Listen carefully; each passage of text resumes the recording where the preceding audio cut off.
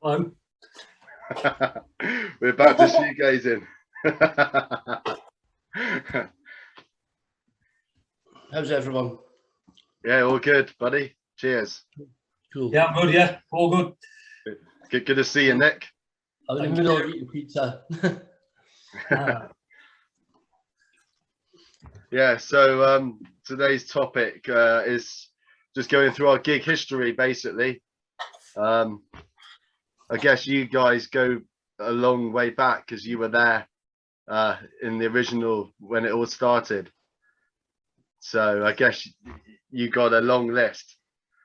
I never actually saw any bands back in the early 90s, like shoegaze bands early 90s. I missed out.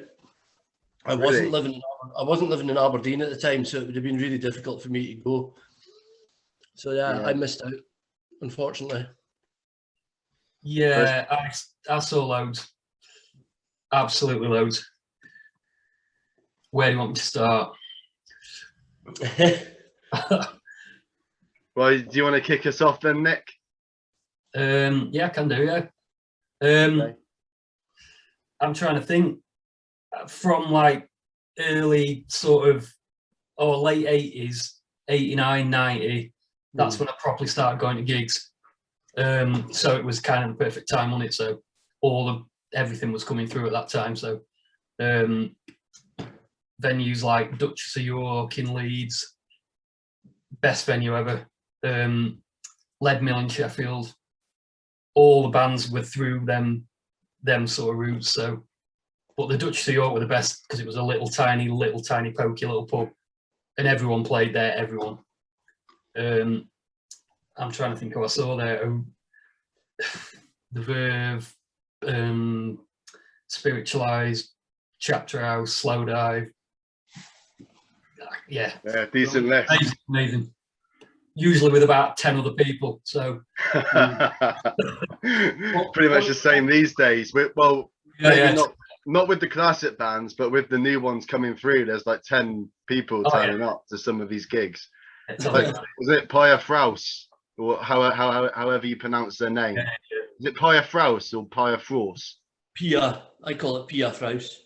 Pia Fraus, yeah. Apparently they only have like 10 people at each gig on the UK tour. And then I went to see Nothing as well, and they only had about like 15 in Bristol. So it's pretty sad, really, for the new bands coming through. This country's always, I think genuinely, this country's terrible for music, terrible. It gets such a good reputation for supporting bands and stuff like that, but it really doesn't, does it? Even now, it's so hard. Yeah, the people of the country are looking in the wrong places. Yeah. I mean, even the further up north you get, as Yogi will confirm, it's even harder. Totally.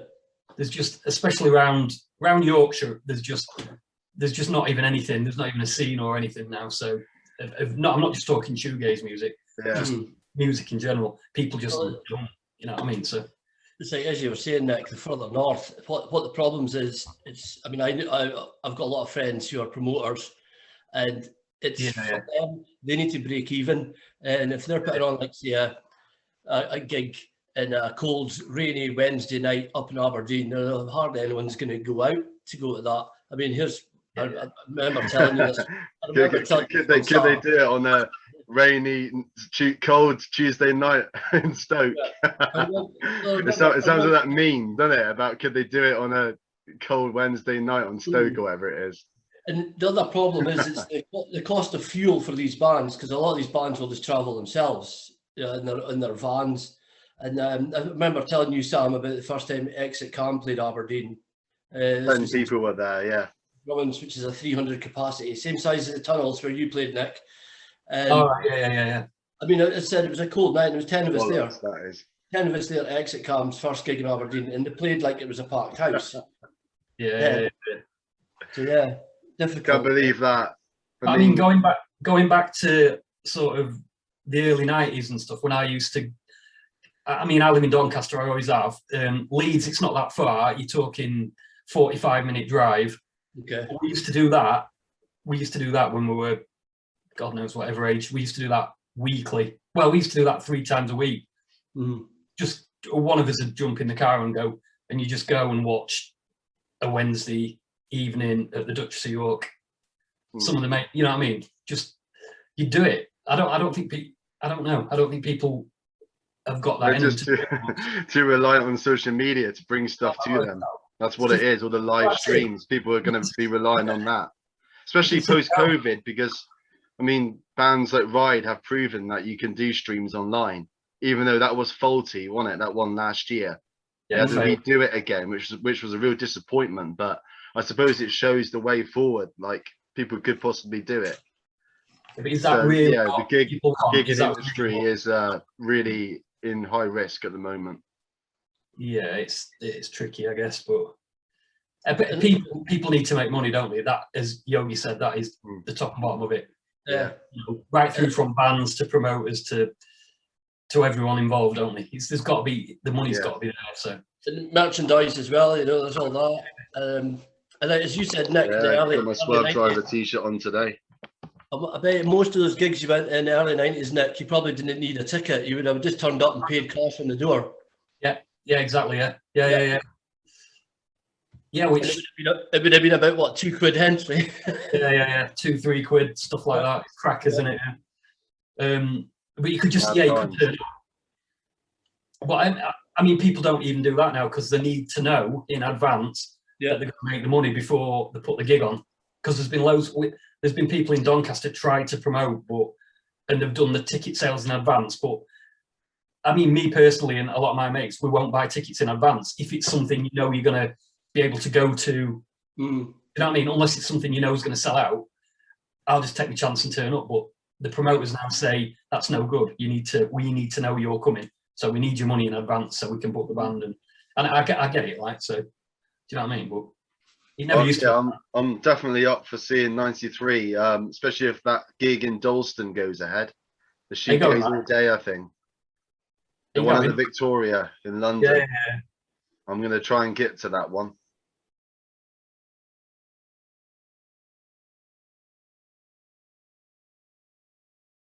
Yeah. It's a good venue, that, to be fair. Good little venue. It's good. Is that where, is it AC30? Have they done a lot of gigs there? Yeah. We've played a couple of times for them there, yeah. Yeah, it's good. It's a good little venue. Cool. I love little venues. About 300 capacity. It's good. I don't think it's that big. So okay, it's really small, but it's really good. I mean, the first time we played, the sound man just basically gave up on us. He walked off. He just said, "I can't do anything with you lot, nothing." So just too loud for him. You should have just turned up even louder just to annoy him when he was walking out. We were stupidly loud that night. There was like a 20-second clip at the end that appeared on YouTube, but then it got deleted of the very end of the set. It was basically, ridiculous, but it got deleted for the violence. Probably it was a big fist fight that ensued.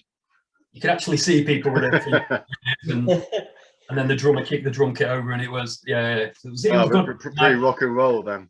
But the sound man just gave up on us. He just said, "I can't do nothing with you lot." So wow. And then we played in Bristol years ago. One of the first gigs we ever played, and the VU meter was just in the red throughout. It just never moved from. So that was pretty good.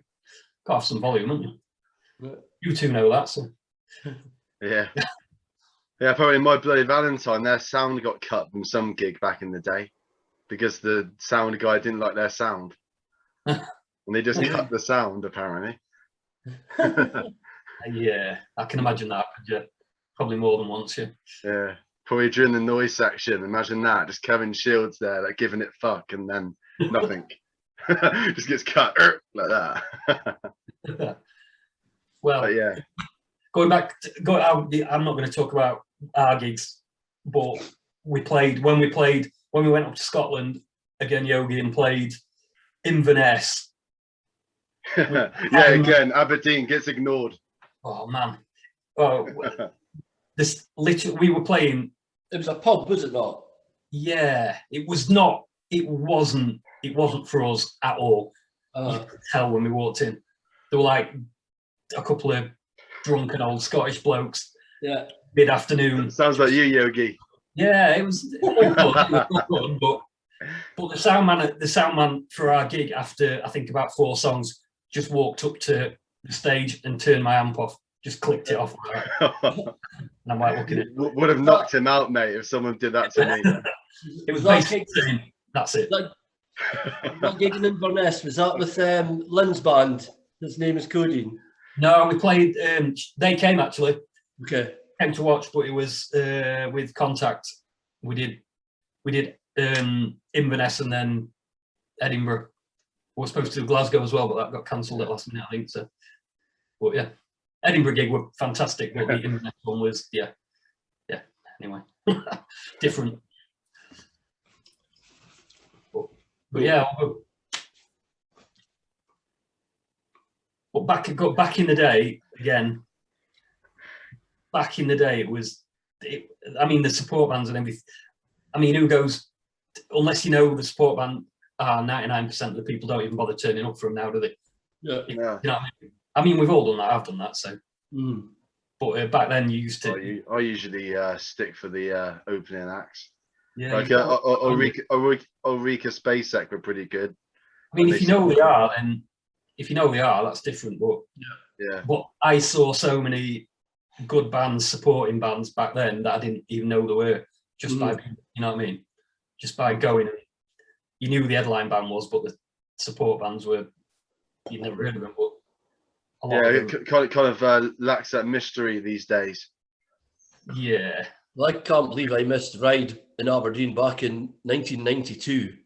Their support band was Verve. And the following evening, we're playing Glasgow, and Verve didn't support them in Glasgow. So I can't believe I missed that one. Yeah, big one to miss. So, yeah, those guys got pretty far, didn't they?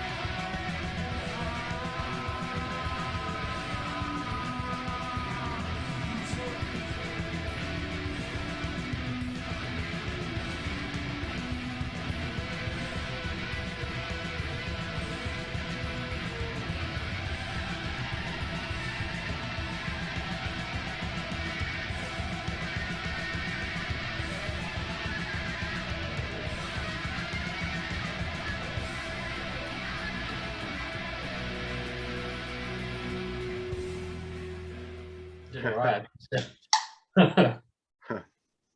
They did pretty well. Shame the singer's a knob. Yeah, I fully agree. Yeah, it is. What has happened to him? Yeah. Yeah, but Nick McCabe, he's the real guy.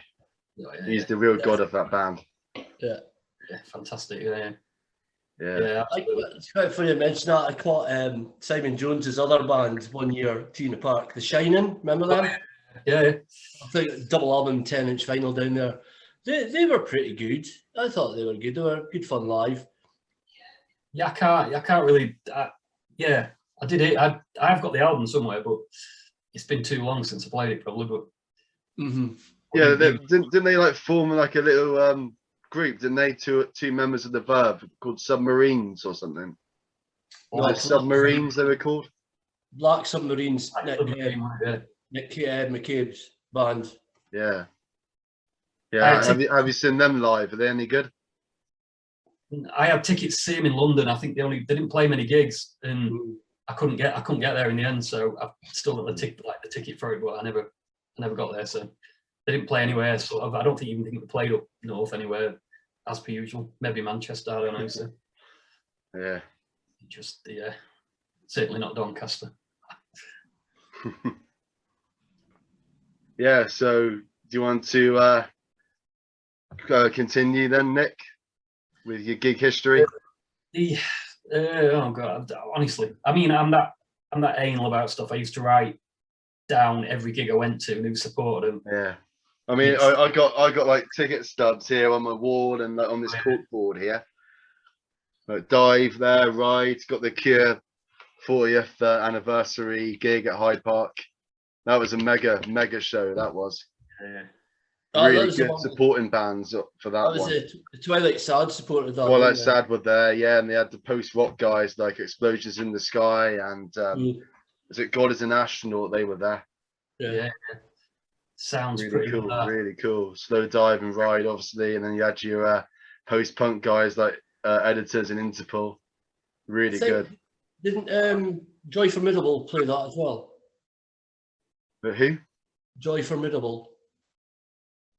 Oh, I can't remember them. No. Welsh band, female singer. Yeah. I know of them, but no, I don't think they were there. No. Okay. I'm thinking of another festival then. Yeah, it must have been.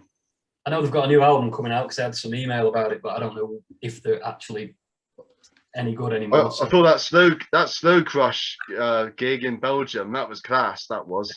That was smashing, that gig.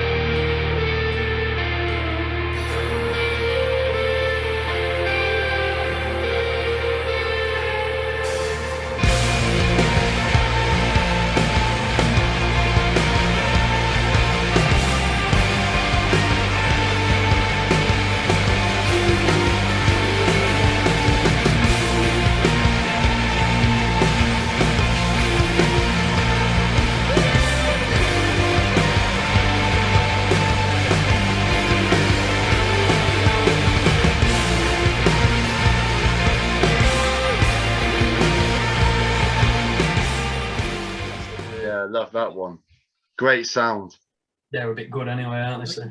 I quite like the filming of that, especially the guy who's filming across like the beer pumps and that, and then look at you see when there's beer involved, that's when you know it's good shit. yeah, you're right.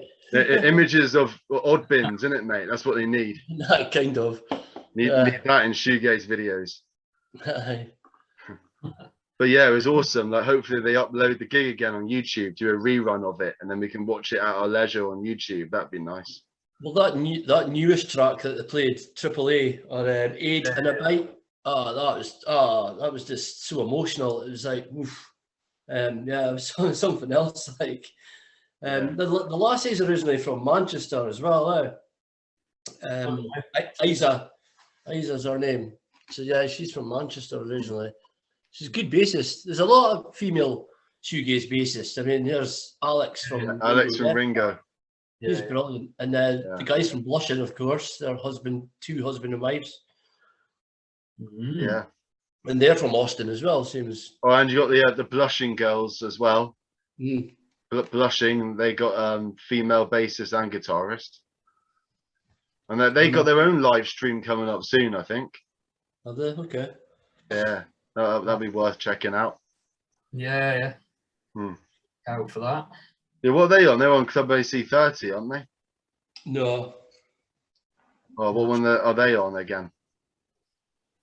I think it's just a local label in Austin. Right.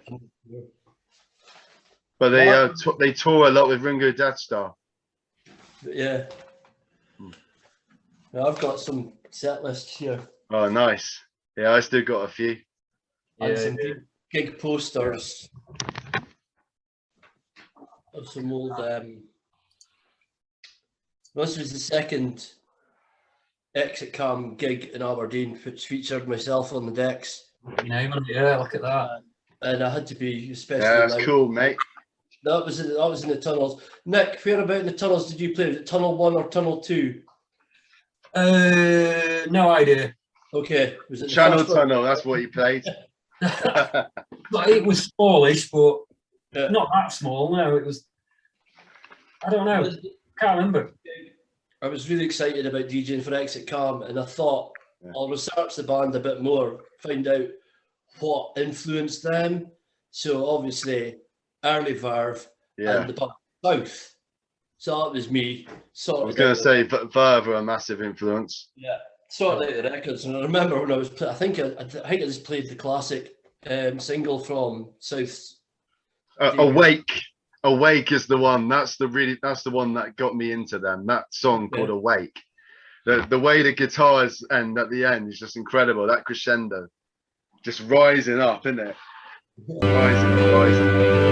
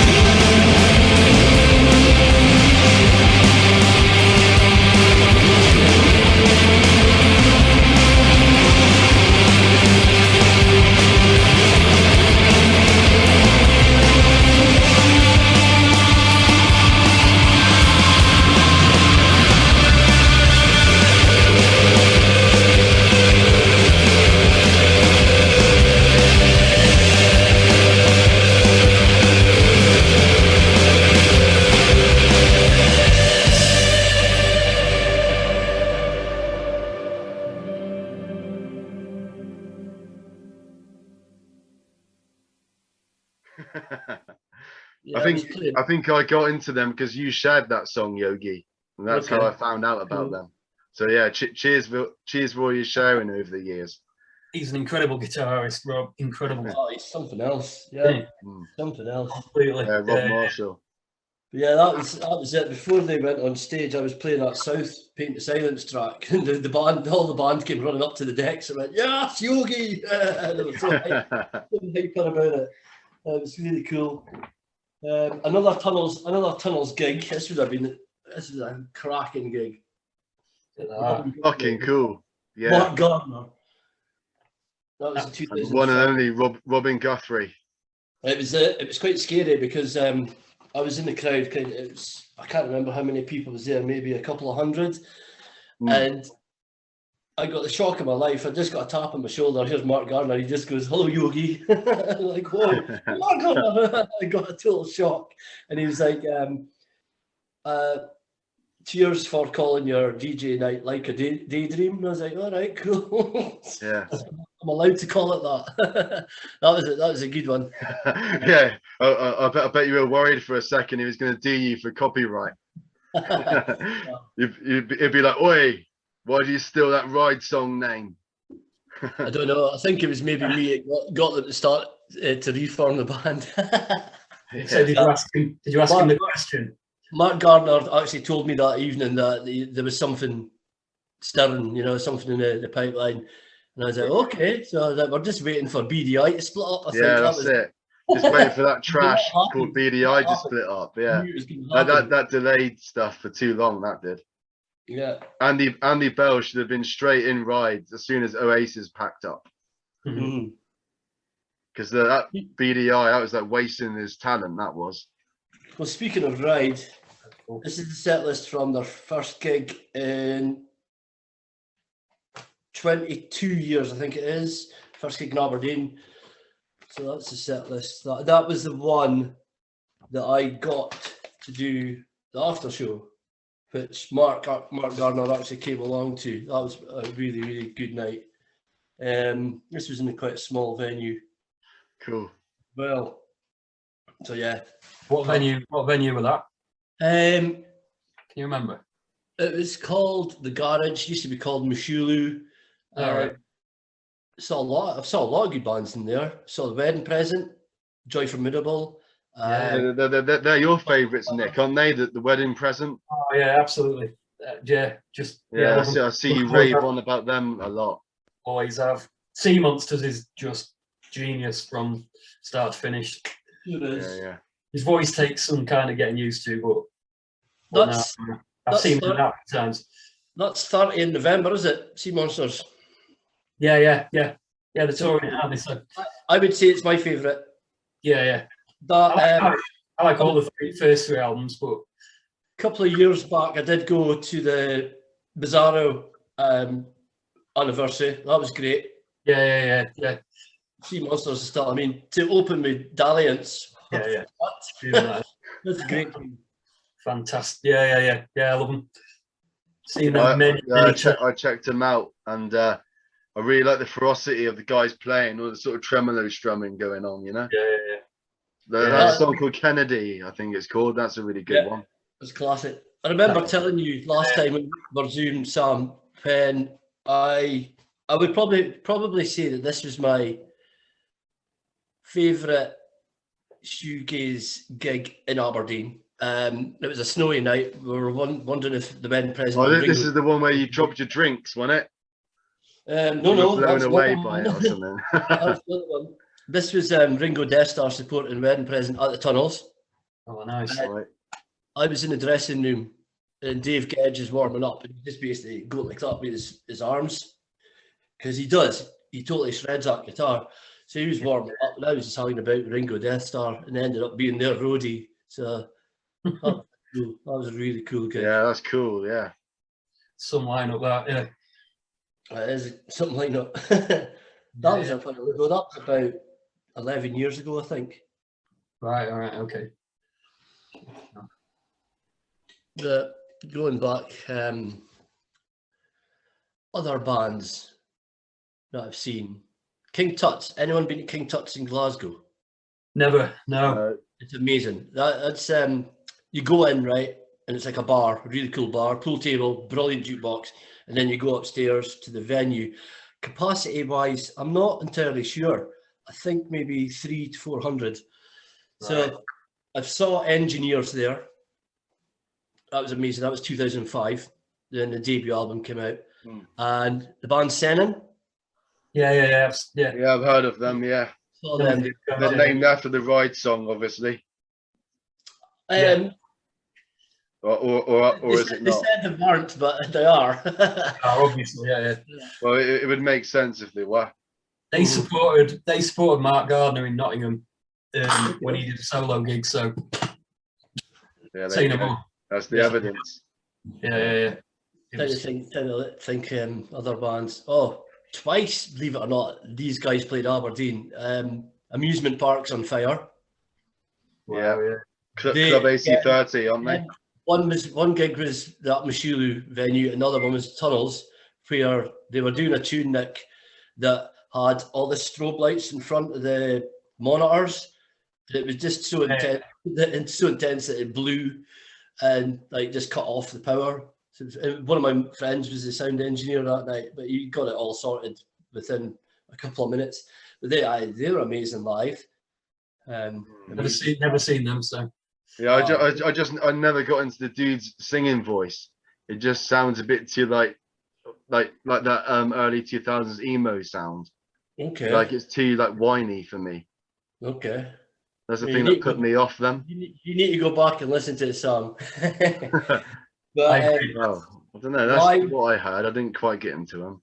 Live, I mean, okay, with small venues, I would say they came across as like the wall of sound, a lot like My Bloody Valentine. So, yeah, I think their guitar sounds decent. Yeah, the sound is decent of their guitars. But it's just the dude's voice. I just don't think it's doesn't really fit it really. That's just my opinion. They're from Nottingham. Yeah. They don't really play much, do they now? So no. I mean, nobody does at the moment, obviously. But yeah. What was it for you then, Sam? What made you get into this? Yeah. I would say so. It must have been when I was at uni in from 2012 to 2016. I was at uni, and I was just sort of looking at gigs and stuff in Bristol and that, you know, because I was in Bath. Not in the Bath, I mean in the city. But yeah, I used to go to Bristol and that for some gigs, and I guess I was always looking for, like, I've always been into indie and stuff through my like stepdad's CD collection. Like when I was at 15, I sort of dug out the Stone Roses and everything like that. Yeah. Stone Roses, Oasis, and Verve and that, and Charlatans. He had that in his CD collection. And but then I was also into like the modern mainstream rock at the time, like Muse, Arctic Monkeys, Foo Fighters, all that stuff. Because that's the sort of stuff I was like learning guitar on, just, you know, all the basic rock riffage and all that. But basically, I think the fusion, I was looking for like a fusion really. I wanted something that was heavy, but I didn't want something that was really shouty and like nasty. I wanted something that was like just like easy going, you know, and it's something that suited my personality a bit more. And I think Shoegaze was like, that was the big. What did you hear? Like what did you hear? If you know what I mean? Is well, a specific sort of band or song or the song that Leave Them All Behind by Rise, that was on my stepdad's iPod, because he knew that song from back in the day. Yeah. And my stepdad was more into the Britpop type stuff, but he did back in the early 90s, he sort of caught a couple of songs from the shoegaze scene. Okay. He did like a few, and obviously like Baggy as well, because that was a big thing at the time. But yeah, Leave Them All Behind, that was the one that really did it for me. That was when I was hooked.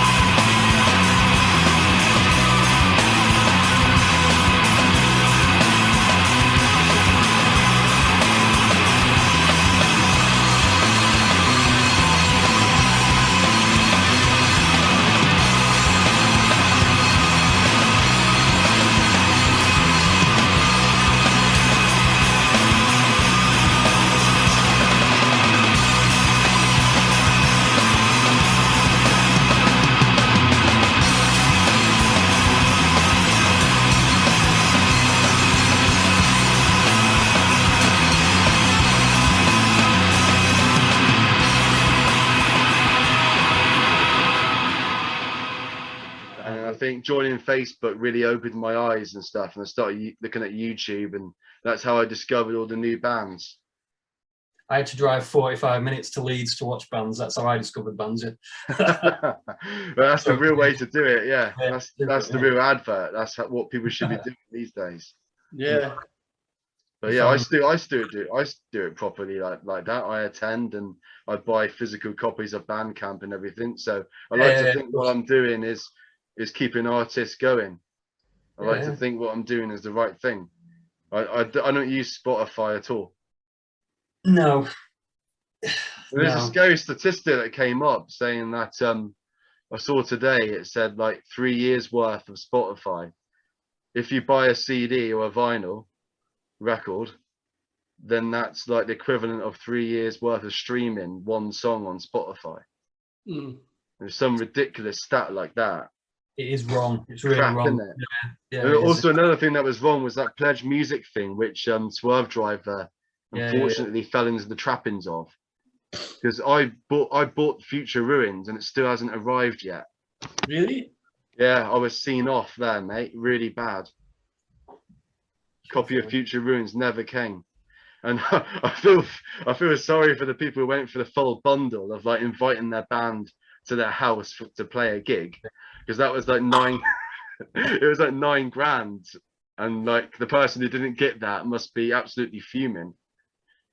They put $9,000 into the CEO's pockets basically. Swerve Driver saw none of it. Saw none of the money. No. Just not right. Yeah, absolute daylight robbery, mate. Yeah. Adam Franklin must be fuming. I spoke to him about it in person when I met him at gigs, and yeah, he's like fucking raging about it. Yeah. But I don't know there's nothing they can do. That's the problem. What can they do? But it always looks bad on the band, doesn't it? Even though it is not their fault. Yeah. Fault, but destroying reputations. Yeah, absolutely. It's wrong, isn't it? Hopefully 93 Million Miles doesn't fall into that trap. No. Well, everyone knows now, innit? Not to use that website. Yeah, I don't think do not use them. On it. It's not even a thing anymore, is it? So yeah, I hope not. Yeah, they should be behind bars. Yeah. It's stuff like that can work. It can work. I mean, bands still do stuff like that now, don't they? It's to get the money in advance so you can afford to press up. That's why there's no night vinyl, because I do it all myself. I can't afford it. So if I were to do a pre-order thing and get the money in advance, I don't like doing it. It doesn't feel right to me to do that. So do you know what I mean? So I don't like the idea of doing it. It feels wrong. So I'd say thank you very much, Nick, for sending me. Yeah, well, like pre-ordering when the product's not even finished. You mean not even ready to be distributed?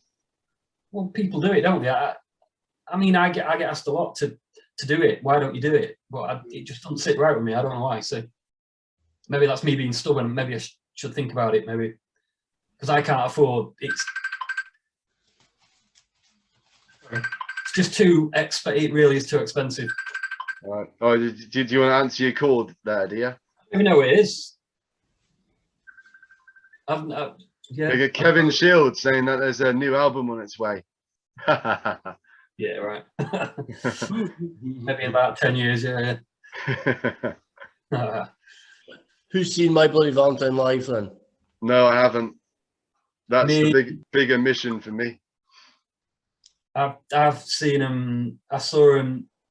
I've seen him probably about well over 10 times comfortably. Okay. Fucking hell.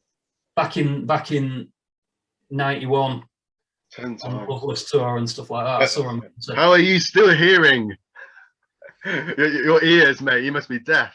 10 times seeing My Bloody Valentine with Boo Radley supporting him.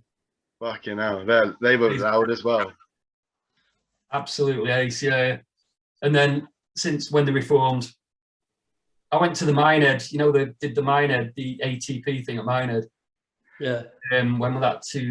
God knows, 10 years ago, something like that. Mm-hmm. They played every night, the Friday night, Saturday night, and Sunday night. And they were supposed to. We turned up the Thursday night because we were going to do like a one-off sound check for people if you got the wristband, which we did. But then they never turned up and did that for some reason. But I saw them 3 nights in a row at ATP. Yeah. And they had the big, mate, your ears must have been ringing for weeks. Well, they had the big room at Minehead. I don't know if you've ever been. It's horrendous. No, I haven't been. And they refused to play it because the sound was dreadful. So they ended up in the small room, like the ballroom thing upstairs. So they were in this really small venue playing. So. Yeah, I would have definitely have been there if I was into shoegaze back then, because Minehead's not that far away from me at all. That's what I thought, like, so, but just before your time then, I guess, yeah. Yeah, before my shoegaze days, yeah. I think it was about 10 years ago that I saw them. I've only seen them the once, and that was at I class it as my favourite venue in the world. That's the Barrowlands in Glasgow. Because the sound there, because it is proper curved ceiling ballroom. And they did, I was there with Gene Bromley came up. So it was well, he's the nutter from that Radio 6 from that Radio 6 video, isn't it? Video on YouTube, and he's at the front like that. So My Bloody Valentine, I didn't even get earplugs, but I was fine the next day, and I was right in the front, wall of speakers, right in front of Belinda, basically. To be fair, they have played the loudest gig I've ever been to at Manchester Apollo, which is a fantastic venue anyway. And me and Rob, who used to be 93, we sat on the balcony directly centre stage, and it was the loudest thing. Honestly, it was. Everyone talks about how loud they were, but it was shaking. It was shaking the balcony. This is MBV, is it? Yeah. And it weren't just the noise section. It was the whole gig. After about 3 songs, it just absolutely. It was incredible. Yeah. I would say they're the loudest that I've seen. Them and Mogwai. Yeah. They can do that as well, can't they? Mm-hmm. I've seen them a few times. Yeah. I've seen a girl collapse because of the sound. It was the bass. A Mogwai gig at the Hall.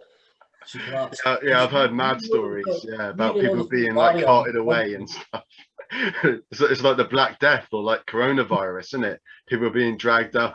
People are being dragged out. Shouldn't be laughing, really. It's quite a serious thing. It's never been that loud that it's kind of been unbearable. It makes you feel sick. But maybe I'm weird and I like it, but I mean, back in the day again, the little venues, they didn't have anything. They didn't have the equipment or the sort of stuff they've got nowadays, I guess. So some of the gigs were that loud, just uncontrollably loud, because they literally just piled the amps on stage, turned them up and played, and some of the venues couldn't handle it. It was just literally walls of noise coming at you. But, all good.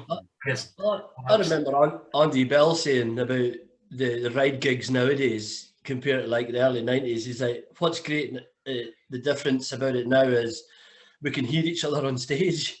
Yeah. Equipment's better. So, I mean, it must have been strange back in the day, just all this massive noise. You probably can't hear Mark. You probably can't hear Laws. But they did a fantastic job of staying tight somehow. If you watch the Live at Brixton Academy video, that's the video that really got me into shoegaze, definitely.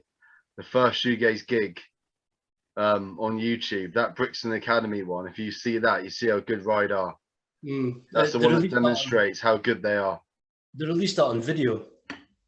Yeah, I got it on DVD. Came with the 20th anniversary of Going Blank Again. Okay. It was like a CD, DVD bundle.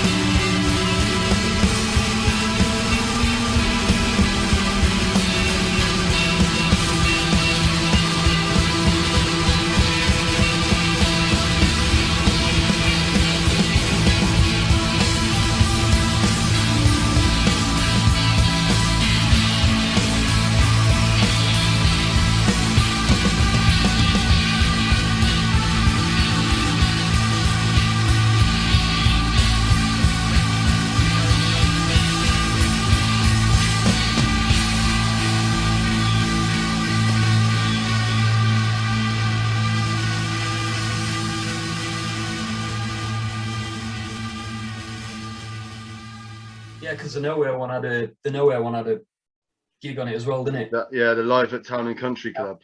That were it, wasn't it? Yeah. I Tell mean, you now what, tell you who I thought was quite loud was when Slowdive reformed. I saw them. This is Christians at the art school in Glasgow. Nice. And I thought that was quite loud. Ulrika Spasek supported them as well, so I was at the whole gig because I knew them from when they were in Tripwires, because Tripwires played Aberdeen. They were supposed to sign to Club AC30, but that fell through. The Tripwires released one album. They were good live. They played the Tunnels, and then they changed to Ulrika Spasek, and then they got kicked out by the French because they blocked the Channel Tunnel through post-Brexit deals. So it wasn't that funny, was it? Well, I'm just thinking about the fishing situation, and that it's quite funny at the moment. Okay. Banging into boats, aren't they, and stuff in Jersey. Yeah, world's gone mad. Anyway, let's get away from politics. Let's drown ourselves in music anyway. So yeah, this is my solo dive one from the Fleece, I think. No, Okay. it's the O2 Academy. Okay. When they played, there was a festival in Bristol called Simple Things. Well, And Slow Dive headlined it. I think this was gig really was good, before. really good. Golden Hair blew everyone away. This gig was before they released the self-titled album on that year, 2017, because they've only got on this Star Roving. Yeah, that was a good thing about seeing them when I did, because they played a lot of the new songs. Star Roving's there, Slow Mo, great intro. Well, they started with Avalon. Sugar for the Pill, No Longer Making Time. That's a really good live one. Well, that's here as well. That's in the encore. They ended with 40 Days. Yeah, something else live. Really good. That was the gig that I met Christian beforehand to have a game of pool with. Oh yeah. All right. Yeah. Yeah, I've seen your profile pic of that. I was at a wine tasting before it as well, so I was pretty boozy. You gave him a pasting, did you? Kind of. I gave him a chalk. Yeah. Yeah, what's that? Steve Davis has got a collaboration in '93 or something, isn't he? Yeah, he's coming. Yeah. Cool. Yeah. I just had a random email of him today. So. Well, is he going to play like guitar on his snooker cue? Is he like that? Nah. He's in some weird prog rock band, isn't he? So yeah, he needs to get like his snooker cue through some pedals, doesn't he? Yeah. Man's a dude, he's ace. Imagine that. That'd be some instrument, wouldn't it? Snooker cue going through a bloody pedal board. There you go, try it. Yeah, new innovation, mate. Kevin Shields, step aside. Yeah. But then if you had the amp for that, you would have to turn it up to 147, would you? Yeah, good, mate. Good. This is ridiculous now. Yeah, mate. Comedy roadshow, isn't it? I've got my pet rabbit sitting down here looking at me and just in disgust as well. Yeah. Well, she's doing something a bit strange. What are you doing? Yeah. She's just listening. Yeah. Anyway, I'll start by going through my history because mine's not as long as yours, is it? Because mine starts in 2015, and I've got a list right here next to me. So I'll go through it one gig at a time. Should I? So I start off with. Sorry, what did you say? I said we'd be here a while if I did that. Yeah, that's what I was thinking. Well, I'll go through mine, and it's not too long. So yeah, Roundhouse was my first shoegaze gig for Ride in 2015, and I think you were there as well, Nick. I was there, yeah. 24th of May 2015, and it was amazing because you had the suspense in that before they even played a note was incredible because of their walking music, innit? This Mortal Coil, Fit or Fight, however you pronounce it. It's really good. It gets you right in the mood, doesn't it? When it does that, yeah. And then they go, and then you go when the leave them all behind. When the organ starts for that, it's amazing, isn't it?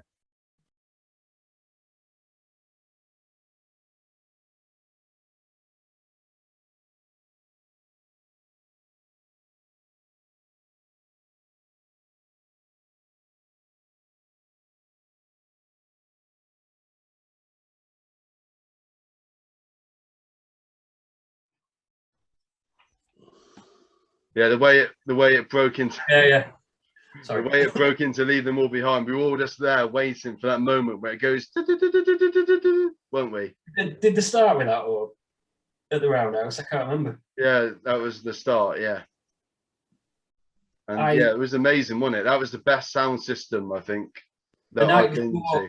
The night before that, it's the gig that everyone talks about. The Manchester.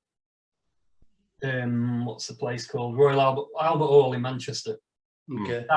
That was by far the best gig one of the best gigs I've ever seen. Full stop. Okay. Just incredible. Yeah. They were. I mean, just look at some of the footage off YouTube of that gig. It's just unbelievable. Yeah, the Vapor Trail video. That's good for it. Man, yeah. They started off at Barrowlands, didn't they? And then they went Manchester, then Roundhouse. Yeah. I thought Close My Eyes, that was the highlight from the Roundhouse gig. Yeah. Just such a massive wall of sound, wasn't it? The fuzz that was coming out of the speakers. It was a really good surround sound experience, that was. And obviously the Drive Blind section was incredible because I remember I was recording that, and the next day I listened back to it. I played it out loud in the uni halls, and people were like, "What's that noise? Like, that sounds fucking scary." And I was like, it actually sounded like a jet plane taking off. The way my phone captured the Drive Blind section, because I think maybe because of the lack of quality, because it's the older phone, it kind of it exaggerated the kind of jet engine of it. Right. And it was just like the sound was lifting off. Incredible stuff. Laws in that section's cool. The way he's like standing up. The way he's like stood up, going like that. Yeah. Yeah, he's like doing the whole sort of Jesus and Mary chain thing, isn't he? Bobby Gillespie stood up on the drums. Yeah, we went to the first gig that when they reformed in Oxford. You know, like when they played the O2, the tiny little, the first one that when they reformed. I managed to get tickets, and I took me missus down with me, who'd never seen a gig like that before, and she genuinely loved it. It was good, but that section, the Drive Blind section, strobe lights going, sheer volume. Strobe lighting. That's a big feature of shoegazing. That's what shocked me because again, Nick, it was the tour when they reformed. I went to see them at the Barrowlands, and again, Mr. Bromley came up to meet us. And I organised via Facebook to meet up with heaps of people in a bar called Mono, which is not too far, just walking distance to the bars.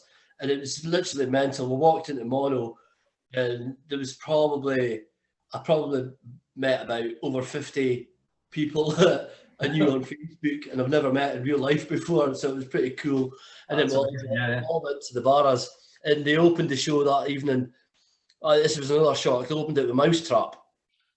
Right. Okay. That was really, really cool. That was a total surprise. But yeah, you're right. When they were doing that Drive Blind bit, and you can imagine, I don't know if you've been to the Barrowlands, it was just insane. The lighting helped it, definitely. The lighting helped.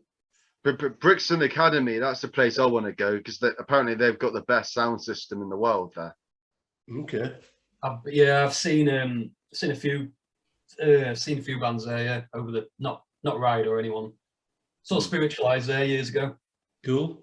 Yeah, that was good. Cool. But good sound, good sound, just good sound. But I can't think who. I think them and Primal Scream and maybe Nick Cave or something like that. Yeah, but that was decent. Yeah. So after the Roundhouse gig, I went to saw them in Bristol, Anson Rooms, Bristol University. They did a Nowhere 25 tour, which is where I got this fanzine from. I don't think they haven't done any since 2015 of these fanzines, I don't think. So this is like a rare collector's edition.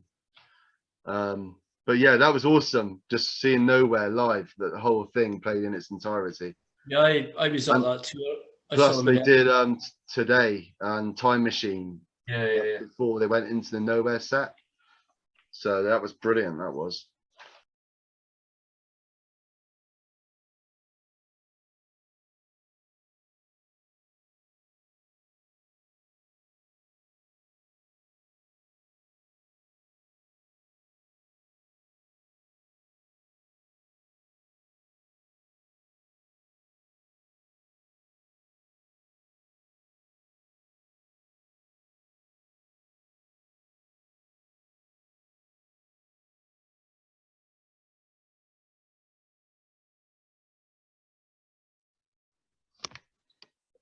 Yeah, I saw him.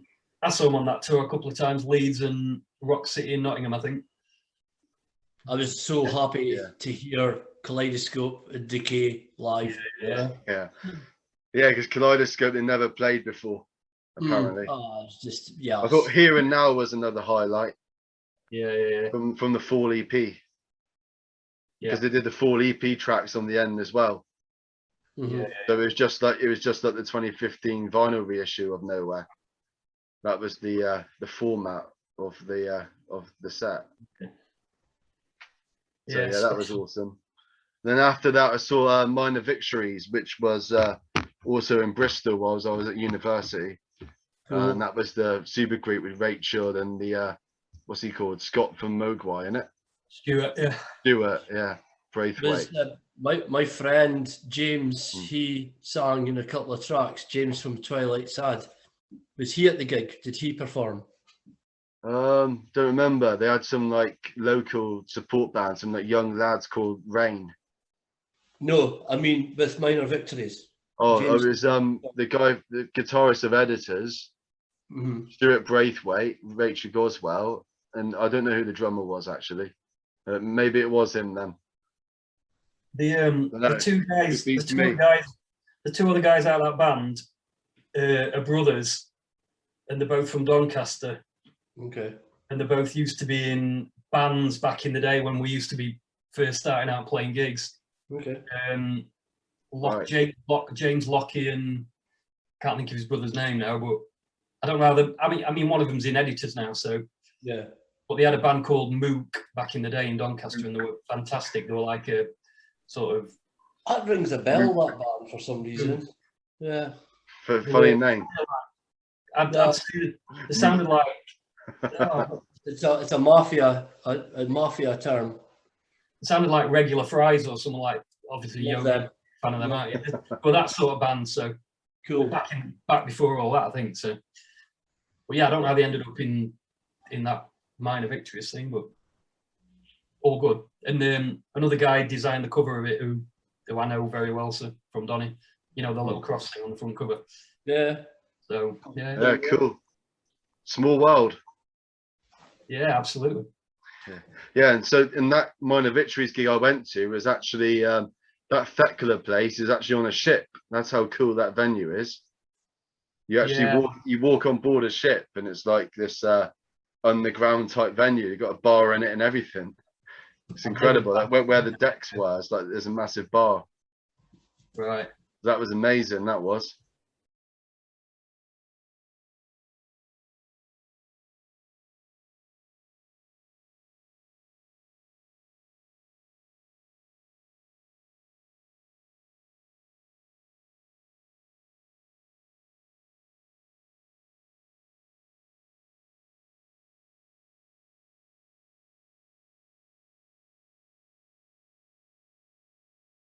And then I met Rachel after the gig outside, and that Stuart shook my hand and all that, and just brilliant.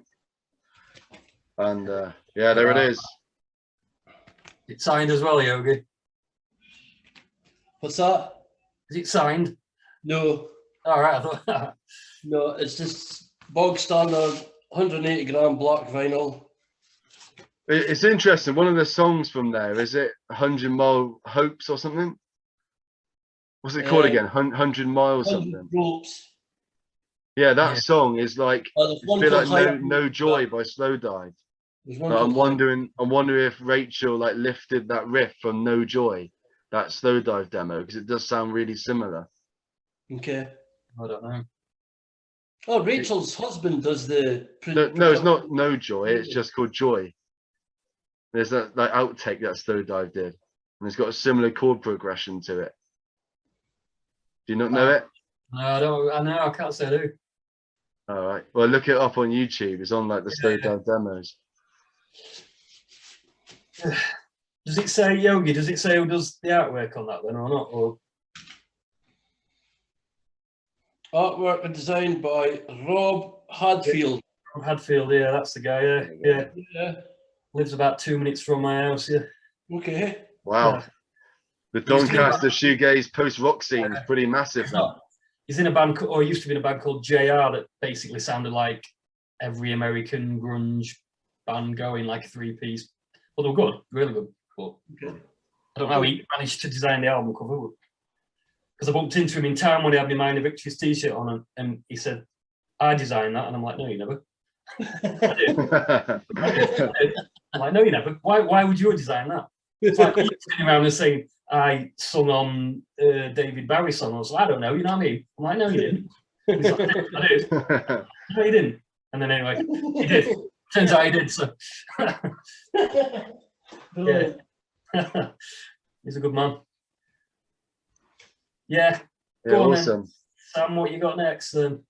Well, next is another one that you were at, Nick, which was Lush's final gig at the Manchester Academy, which is the furthest I've ever travelled for any gig. I was gonna say, it's a fair way, that isn't it, for you? From Plymouth to Manchester, that was a big commitment, yeah. Why didn't we meet up that day? We were supposed to, weren't we? Yeah, we meant to. I messaged you, but I think you were stood at the back and I was quite near the front. Yeah. I like to be up front for a lot of my gigs. Too old for all that now, so. Well, I'm not surprised. I mean, you probably want to protect your earring after attending 10 MBV gigs. Yeah. So you want to stay back a bit. But yeah, that was awesome, wasn't it? I thought they did a good job, Lush.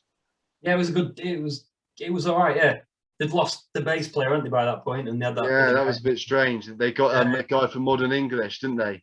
Mike Conroy, isn't it? Yeah, something like that. Yeah. Yeah, but it was weird because he was stood like sideways on the stage, like playing his bass, wasn't he? And he was he had to read the sheet music. Reading what he was doing. Yeah, sheet music in front of him. Yeah. Yeah. It was like he had to learn it spontaneously. But it like shows what a good musician he is, doesn't it? If he just did that on the spot. Yeah. I think he only had he didn't have long to learn it, did he? So.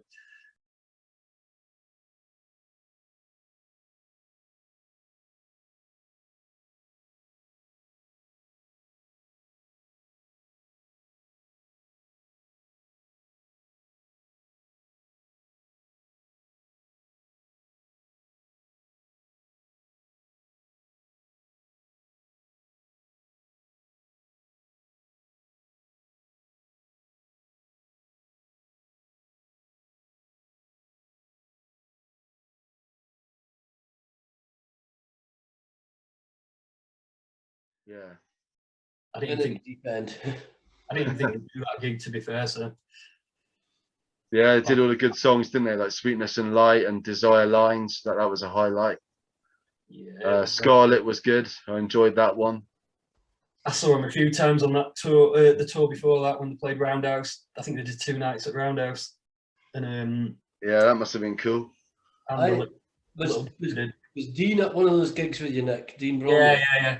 Dean and Andrew Rose and... That was the slow dive one at the Roundhouse, wasn't it? Yeah, that one as well, yeah. Went to that one as well. There was a gig, a small gig. It was my first time DJing in Glasgow. It was a charity gig. At 13th Note, the venue downstairs holds probably about 50 people. It's really cool. I've played that venue. So. Downstairs. Yeah.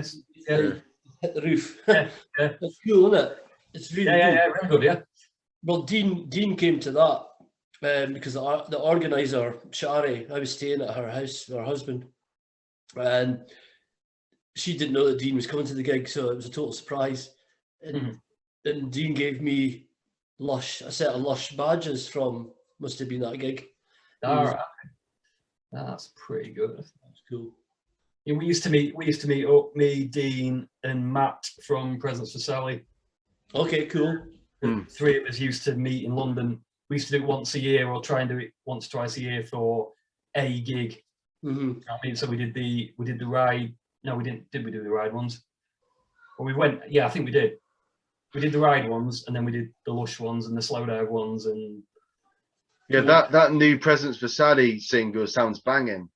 Yeah. That stuff that's going around on Facebook at the moment, the little trailer clip. Only a little I bit. ordered the vinyl. Yeah, it sounds really cool. I have, yeah. I've not spoke to him actually. I was going to ask him about it, but yeah, I messaged Mark the other day saying that I ordered it. Yeah, I stuck me order in, yeah. One of them pre-orders we've just been on about. It's basically a compilation, isn't it? It's a lot of stuff that didn't make it on vinyl in the past. All right, okay. Yeah, because Smoke's St. Marie Records. That's who they're with, isn't it? That was their last album, yeah. I don't know whether they are anymore. Yeah, well, apparently Matt doesn't like them. Like they don't get paid very well by them. I think he's probably I think this is self-funded and self-released. I think I might be wrong completely because I've not spoken to him, but a recent conversation was about him not having a label now. So right. Yeah, I met him at the Alan McGee night in Exeter. All right, okay. I had a good speak to him then. He said he might play some music with me at one point, do some sort of collaboration, but because he only lives an hour away. But I think he lost his job and that a lot of crap stuff happened to him because of coronavirus. He's got kids and stuff, and he's hard in it. So yeah, he's hard at work all the time. Yeah. They don't play very often, so. So yeah, next thing I've got on my list is Slow Dive at the Fleece, which was also another Bristol gig, obviously. And that was just before they released the self-titled album. So they were playing all the old stuff still. Or actually, they might have teased a couple of new ones. I think maybe Star Roving, that was teased. No Longer Making Time was as well, I think. That was brilliant. That was when first time I met the whole band. Like Neil was outside and everyone was just like really super cool. They was just chilling in the middle of the venue. Like Christian came out. Only Rachel didn't. It was only Rachel that didn't. So I met everyone else apart from Rachel. But I met Rachel before at the Minor Victories gig, and then I met her later, a year later anyway. So it didn't matter that I didn't see her that time. That was.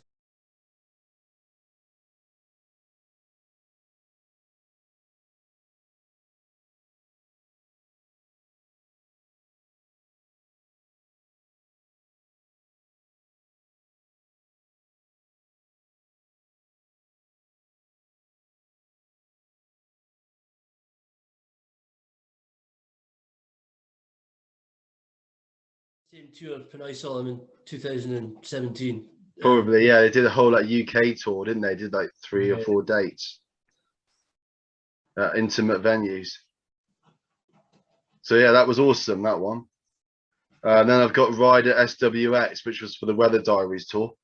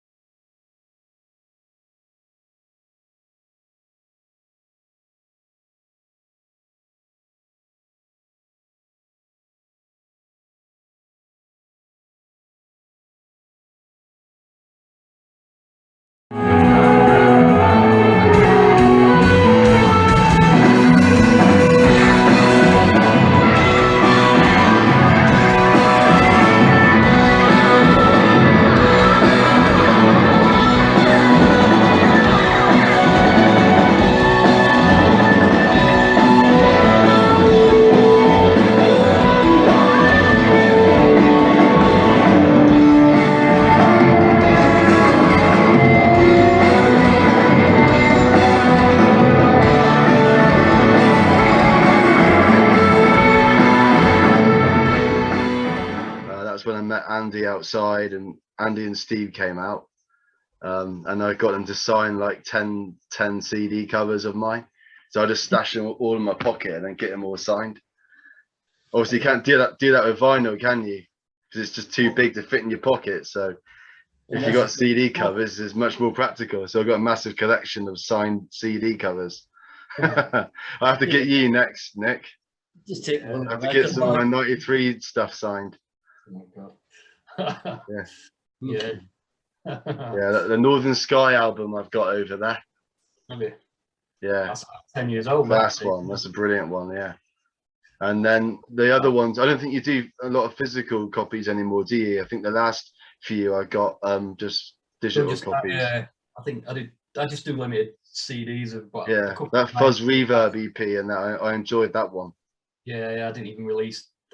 I'm gonna put them out on CD. I think all of them. But, I think it's worth it because there's still a lot of physical collectors out there. Well, people seem to. Yeah, like I said, I can't afford to do vinyl. Simple as that. As you can tell by the background of Yogi and you as well. Look at your collections.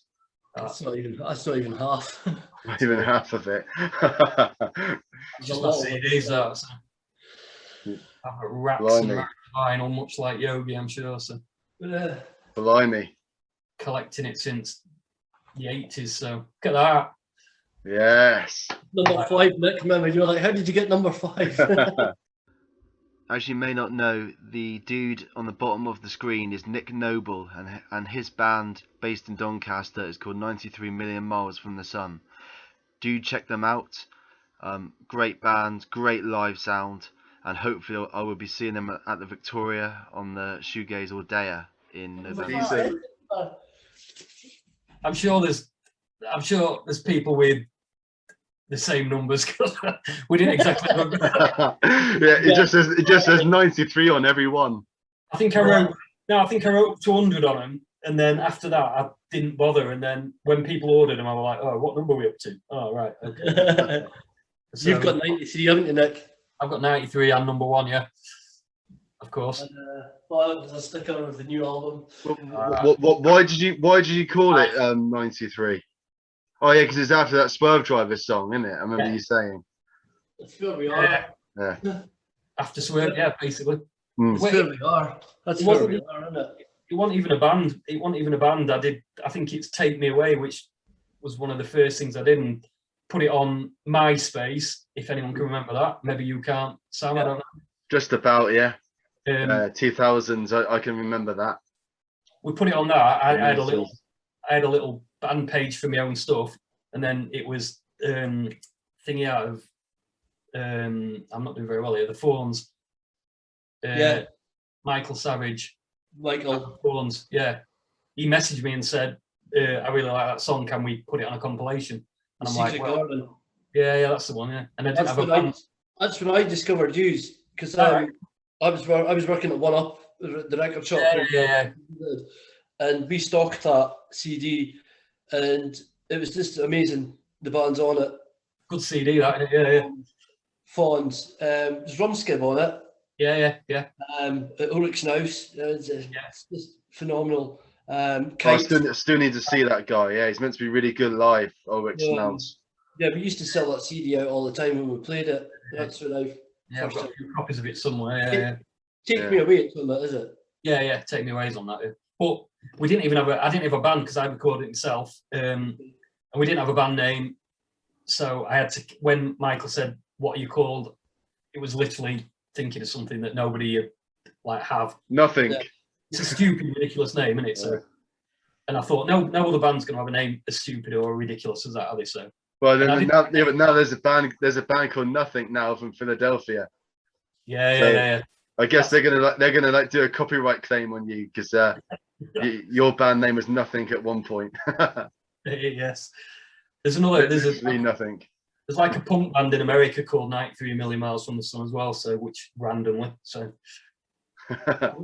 Yeah, and then when you see them, they'll probably call themselves 93 Million Miles from the Scum, like. Because they'll think you're scum for like taking their name. They're long defunct now, so you know. That's good. Yeah, you won the war. You won the war. Yeah. I'll have a scrap with him in car park, don't worry. So there's no way that if you're ever playing live in America, you'll be called 93 million miles from the sun, UK. Yeah.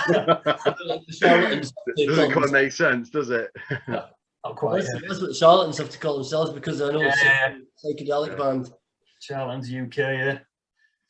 I've actually got some singles. It's American released. UK on it. Yeah, and it's. I think I've got something. So I think it's the only one I know. I've got a few copies of that, so I think it's one of those. Yeah. Well, that gigs then, Sam. What's your most recent? Yeah, go on. What you got next, Sam? Oh right, yeah. Sorry, falling asleep there. I don't know what's going on. So Swerve Driver at Leicester is the next one, which was another big trek for me. Basically, Leicester was the nearest place on that Ray's Mezcal Head anniversary tour they did. It was like Leicester, like one place in Scotland, or like Manchester. So the closest to me was Leicester, which was still like a 3.5 hour trip. But yeah, amazing, mate. Ray's and Mezcal Head all the way through. I mean, can it get any better than that?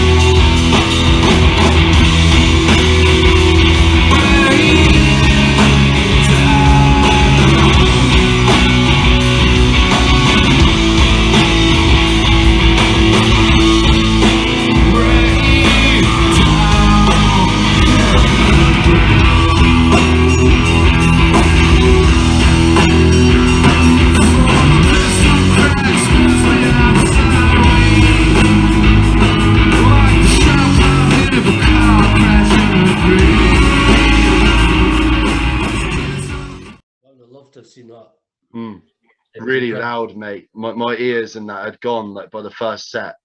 By the time they did the end of Rays and that, when they finished the Rays set, my ears were shot already. And then someone got me a free beer from the bar because I was just getting so much into it. Someone got me a free beer saying, "Well done, mate. You're like the biggest fan."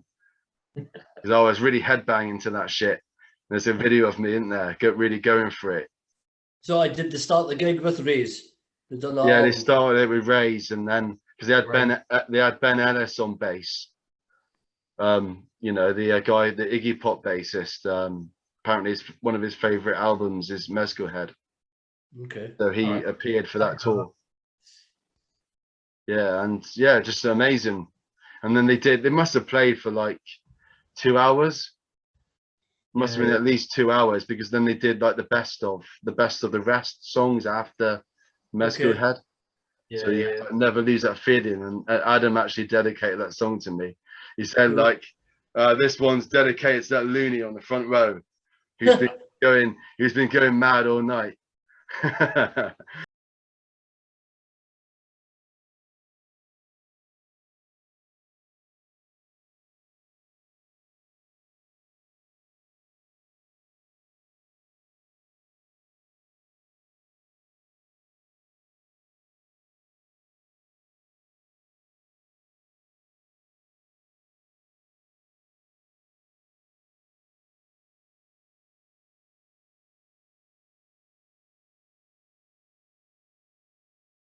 So yeah, that was a cool moment. Adam stood it back. Such a loud gig. Well, good. That was really good, and that was they had the big all the pedal boards were all arranged like in their semicircles and stuff. Because Swerve Driver's got that unique thing, ain't they, where they don't have the pedal boards, they just chuck them on the ground. Yeah. And yeah, really awesome to see. They had some real good gear. They had like 4 of those Digitech whammy bar. No, not whammy bar. Digitech whammies, in it. They had like 4 of them between the 2 guitarists. Yeah, proper gear. Okay. And then after that, it was the Cure, the 40th anniversary gig that I was talking about. Yeah.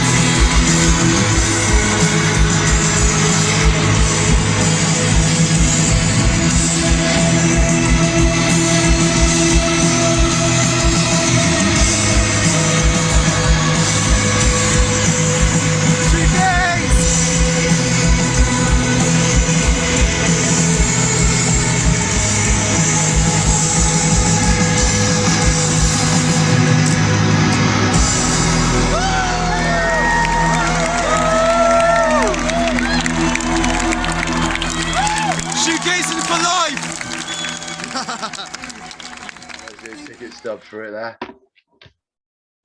So yeah, that was incredible. Slow diver really early on in the day for that. So not many people caught them, so that was a bit of a loss for their part. I wasn't riding slow dive on a different stage. Yeah, they were, yeah, but totally different times. Ride was much later. They were after Twilight Sad and Explosions in the Sky, like all of those guys. I think Ride were on about like 7 or 8, and then Pure started at like 9 or 10. I think that recently was on Sky Arts. Yeah, I've seen that. Yeah, there's a whole DVD of it. Well, just of the Cure gig, not of the support bands, I don't think. No, just the Cure, yeah. Yeah. That was a good show. Yeah, apart from, I think Mark's pedal board like had a malfunction, or like his lead didn't work and it delayed the set a bit. So they only got about 5 songs done, which was a real shame. Okay. Because the Ride have so many good tunes in it, they missed out on so much. Yeah. But hopefully it was enough to sort of convince people to go to one of their proper gigs. Hopefully they won a few fans that day. Yeah, so yeah, and that was like a beautiful summer's day as well, you know. And the World Cup was on, I remember all that. I reckon there would have been even more people there if the World Cup wasn't on. Probably. But then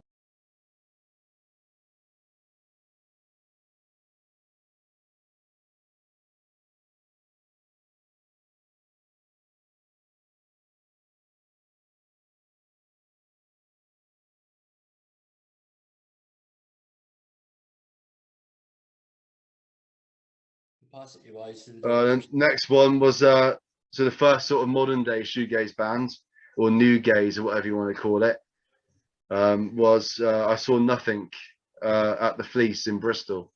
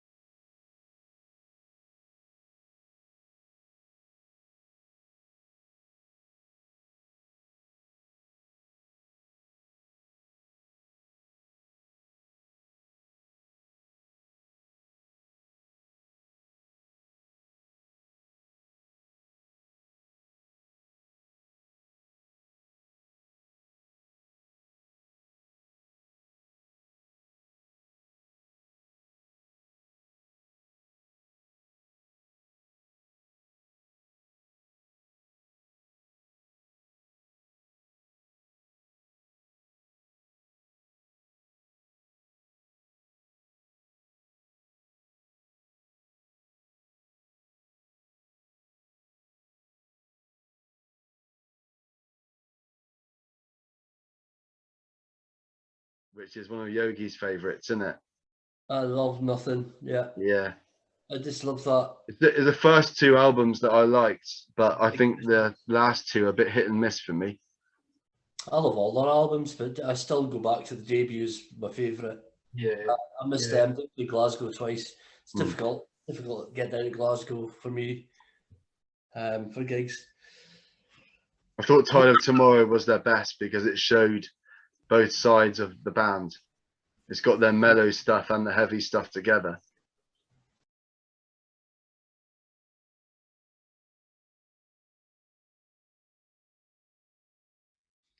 And plus, I think it was when for the second album, Brandon Setter, he did that. He was endorsed by TC Electronic, and they got that Hall of Fame reverb pedal. Okay. He was part of creating that Hall of Fame reverb pedal, apparently. So like the tone, you know that, Nick, don't you? I think you've used it before. Yeah. So apparently, like the parameters on it was inspired by Brandon Setter from Nothing. But he works with it. Right.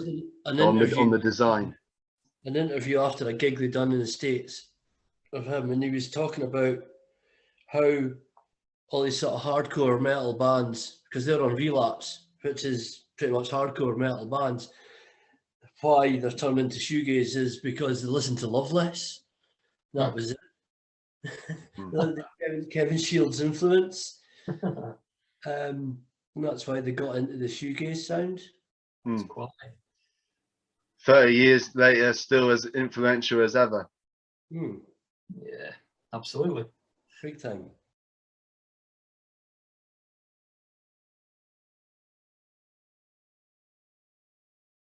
And that's why I'm hoping that there's going to be a anniversary tour. But I might be just wishful thinking here, I think. Yeah, they'll tour next year, I'm sure. So yeah, there's got to be something. There's got to be, after all these rumours brewing up at the moment, there's got to be something. Yeah. I think next year we might be okay. Yeah, I do. Yeah, a lot more. Yeah. Things happening. Yeah. I mean, yeah, just to have a photo shoot of them in the 21st century would be a start, wouldn't it? Instead of rehashing all these 90s pictures that they keep on posting. They've never been in the same room together for years, have they? I don't think so. Don't know. No, I doubt it. The next picture would probably be them in their Zimmer frames or something, and false teeth. Yeah, I don't think they realise the concept of time, do they? They don't understand that they might be dead soon. You know, they need to get on with stuff. Kevin's got his own concept of time, hasn't he? Yeah. Yeah, I think they even covered a song called "We Have All the Time in the World," which is really fitting. Yeah. They'll get there one day. All right, so next is on my list is Piroshka, which is Mickey Bereni and Moose's supergroup, and I saw them at Rough Trade in Bristol.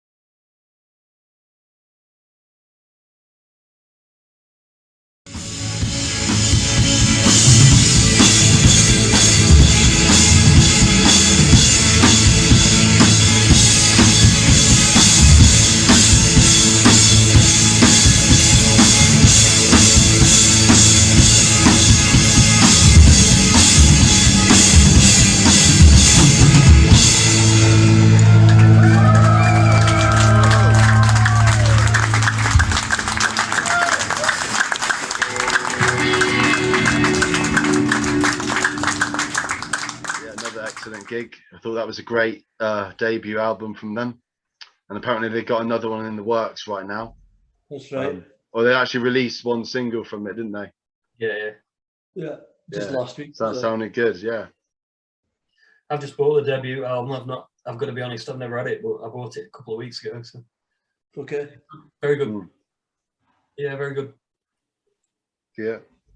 And then after that, I've got Swerve Driver. When they did a homecoming gig in Oxford, and they played in the City Hall, which is by far probably the most glamorous place I've been to in terms of venues. You know, the whole backdrop behind the band was incredible.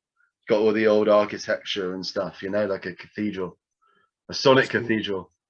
Yeah.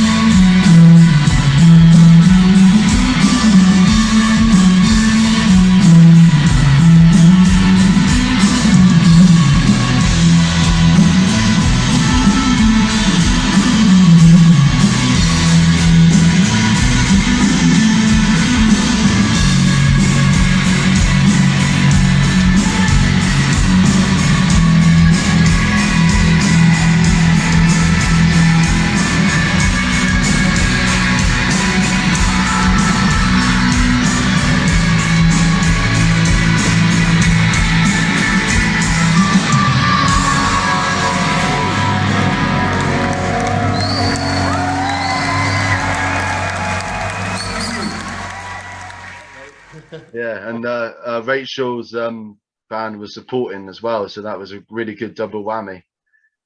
What they called, you know, with her husband. Yeah. Soft Cavalry. Soft Cavalry, yeah. I keep forgetting these things. Yeah, they played up here the last Ride gig. Yeah, they supported Ride, didn't they, on that tour? Yeah. Really, really, really good, that gig. Yeah. Yeah, Ride kicked off with Future Love, and that was amazing. That was. Andy's guitar just ripped through. Yeah. Really good lead guitar on that one. It's a tune.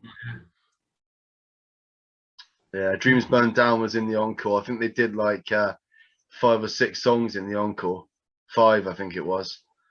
Because it was a special homecoming gig. They just like kept on going and going. Cool. That was awesome. Dreams Burned Down. Wow. Yeah. Chelsea Girl was in it. In This Room was played, which is amazing. Yeah, it is. But Andy and Mark were both like trading licks off together. They were like, you know, alternating and doing lead parts and stuff. So that was awesome to see. They work perfectly together. Yeah, they're working well together. The yeah. harmony, vocal is someone else.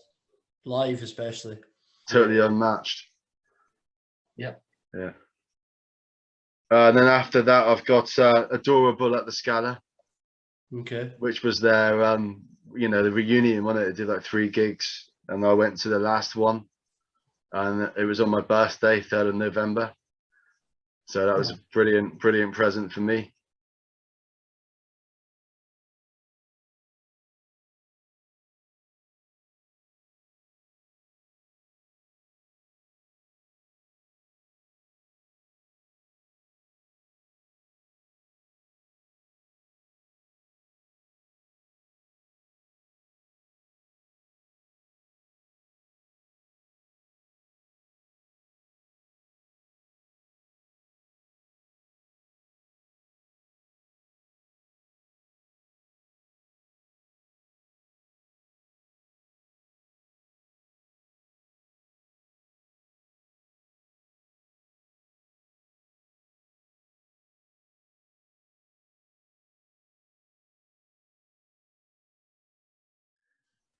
I got into the what's the album in it? Against Perfection. I got into that one a couple of years ago. Really good, isn't it? Really good. The guitarist Robert Gillam told amazing. Robert Dylan, yeah. That's going to be coming out as like a movie. Yeah, I've heard that. Yeah, I heard that.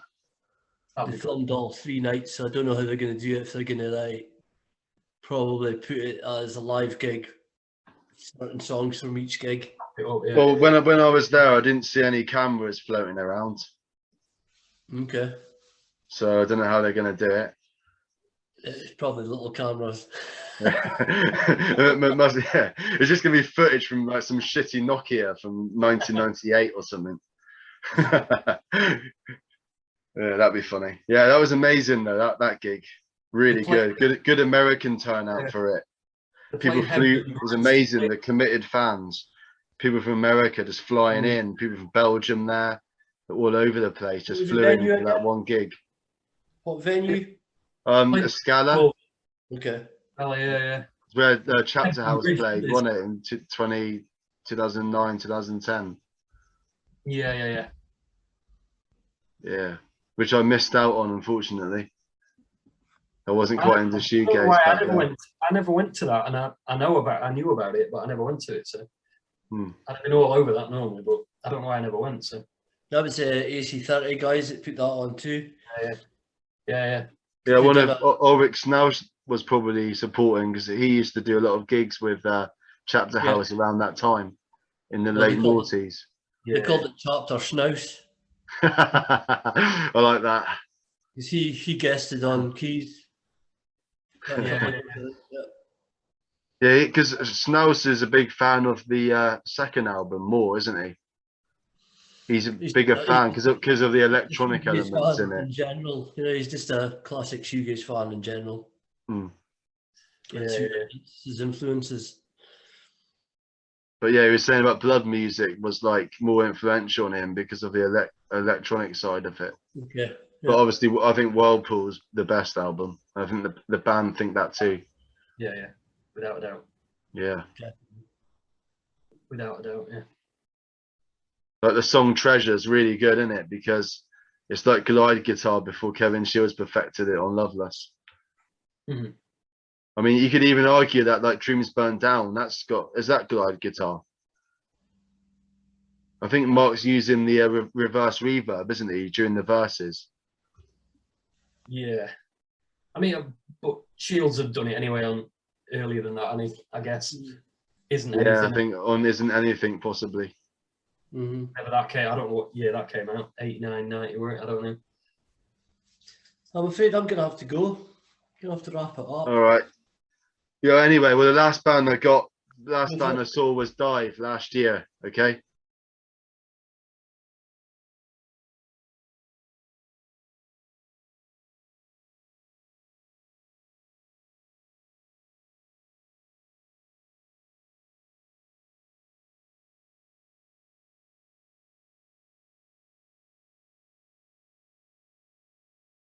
Okay.